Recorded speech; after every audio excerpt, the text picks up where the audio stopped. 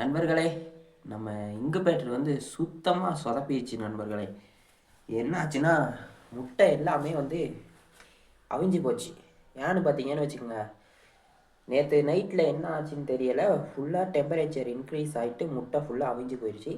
காலையிலேயும் போட்டப்போ 70-80 டிகிரியில் இருக்குது சூடு. அந்த அளவுக்கு ஹீட் ஆகி முட்டை எல்லாம் அப்படியே தொட்டாலே பயங்கர ஹீட் ஆகிற அளவுக்கு சூடாயிடுச்சு. ஆனால் காலையில் இந்த மீட்ரு கரெக்டாக 37.5ல் ஆஃப் ஆகுது. என்ன ஆச்சுன்னு தெரியலை. காலையில் நல்லா தான் ஒர்க் ஆகிட்டு இருக்கு, ஆனால் நைட்டில் என்ன நடந்துச்சுன்னு தெரியலை. திடீர்னு இந்த ப்ராப்ளம். ஒருவேளை நமக்கே தெரியாமல் அந்த டெம்பரேச்சர் கண்ட்ரோலோட அந்த வயரை நம்ம வந்து தண்ணிக்குள்ளே போட்டோமா என்னான்னு தெரியலை. ஃபுல்லாக முட்டையும் போச்சு நண்பர்களே. ஒன்று கூட பொரிக்காது. நல்லா பயங்கர சூடாச்சு. முட்டை அப்படியே செம்ம ஹீட்டாக இருக்குது. பாருங்கள், நான் சொல்கிறேன், நீங்கள் நம்ப மாட்டீங்க. காட்டுறேன் பாருங்கள் எவ்வளோ முட்டை வேஸ்ட்டாக போயிடுச்சுன்ட்டு. பார்த்தீங்களா, முட்டையெல்லாம் கொட்டிப்பட்டு வெறும் டப்பா மட்டும் வச்சுருக்கோம். எல்லா முட்டையும் போச்சு நண்பர்களே. ஆனால் நல்லா கரு கூடி இருந்துச்சு. 37 முட்டையில் வந்து கோழி குஞ்சு இருந்துச்சு.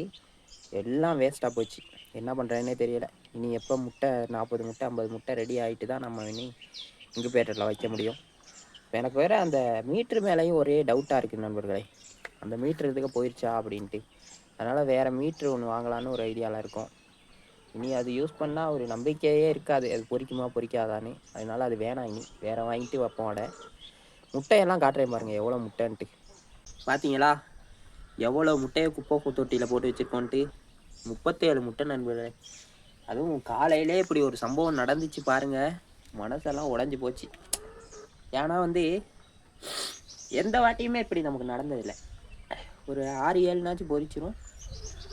இல்லை இன்னொரு பக்கம் பார்த்தீங்கன்னு வச்சுக்கோங்க, இது வந்து இவ்வளோ வந்து கருவில் இருக்காது. 40 முட்டை வச்சு 37 எல்லாம் இருக்கிறதெல்லாம் பெரிய விஷயம் எனக்கு. ஏன்னா நான் இது வரைக்கும் இங்குபேட்டரில் வச்சு அந்த அளவுக்கு வந்ததே கிடையாது. ஆனால் இந்த வாட்டி அவ்வளவும் கரு கூடி இருந்துச்சு. நேற்று நைட்டு கூட எங்கள் அண்ணா பார்த்துருக்காரு. பார்த்தப்ப அதில் இருந்திருக்கு கரு. அந்த முட்டையில் ஒரு அசைவு தெரிஞ்சுக்கிட்டே இருந்திருக்கு. ஆனால் காலையில் பார்த்தா டெம்பரேச்சர் எகிரி போயிட்டு மொத்த முட்டையும் வேஸ்ட்டாக போச்சு நண்பர்களே. ஆனால் அதில் ஒரு முக்கியமான ஒரு விஷயம் என்னென்னா, இங்கே 4-5 கோழி அடைப்படுத்திருக்கு. ஒரு கோழிக்கும் 10 முட்டை வச்சு ஒரே டைமில் அடை வச்சுருந்தா கூட நமக்கு ஒரே பேஜில் கிடச்சிருக்கும் போல். சரி, இது பர்ஃபெக்டாக வராதுன்ட்டு ஒரு இங்குபேட்டர் செஞ்சு வச்சா அது இதை விட பயங்கரமாக சொதப்பிடுச்சு. என்ன பண்ணுறது? அங்கே பாருங்கள், அங்கே கீழே நிற்கிறதெல்லாம் தான் வந்து முட்டை விட்டுக்கிட்டு இருக்க கோழி. இந்த கூட்டிலையும் இருக்கும் முட்டை விட்டுக்கிட்டு இருக்க கோழி. இதெல்லாம் வந்து பியூர் நாடன் கோழிகள் தான். வந்து கொஞ்சம் கூட கிராஸ் இல்லாத கோழிங்க. பார்த்தீங்களா, சேவலெல்லாம் பார்த்தாலே தெரியும் உங்களுக்கு. அந்த கத்தி கொண்டை மாதிரி அந்த மாதிரி சேவல்கள் எல்லாமே. இங்கேயும் ஒருத்தர் இருக்கார். அதில் கீழே அடைப்படுத்திருக்கு பார்த்தீங்களா, இதெல்லாம் தான் நம்ம வீட்டில் இருக்க முட்டை கோழிகள். அதாவது அடைப்படுத்திருச்சு எல்லாமே. 5 கோழி பக்கம் அடைப்படுத்திருக்கு. ஆனால் இப்போ தான் தோணுது இந்த கோழிங்களுக்கு அடை வச்சுருக்கலாமே அப்படின்ட்டு. என்ன பண்ணுறது, முடிஞ்சு போச்சு.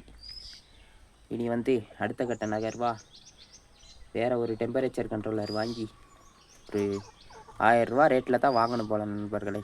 கம்மி ரேட்லலாம் வாங்கி, எனக்கு அதனால ஒரு டவுட்டு, அதனால பொரிக்கலையோ என்னான்ட்டு பார்ப்போம். எல்லாம் நல்லதுக்கேன்ட்டு போய்கிட்டே இருக்க வேண்டியதான். அடுத்த வாட்டினாச்சும் சக்ஸஸ்ஃபுல்லாக நம்ம வந்து இங்கே இருக்க இந்த நாட்டுக்கோழியிலேருந்து அடை வச்சு ப்ரீட் எடுப்போம் நண்பர்களே. கண்டிப்பாக நம்ம சேனல் பிடிச்சிருந்தா சப்ஸ்கிரைப் பண்ணிக்கோங்க. பாய்.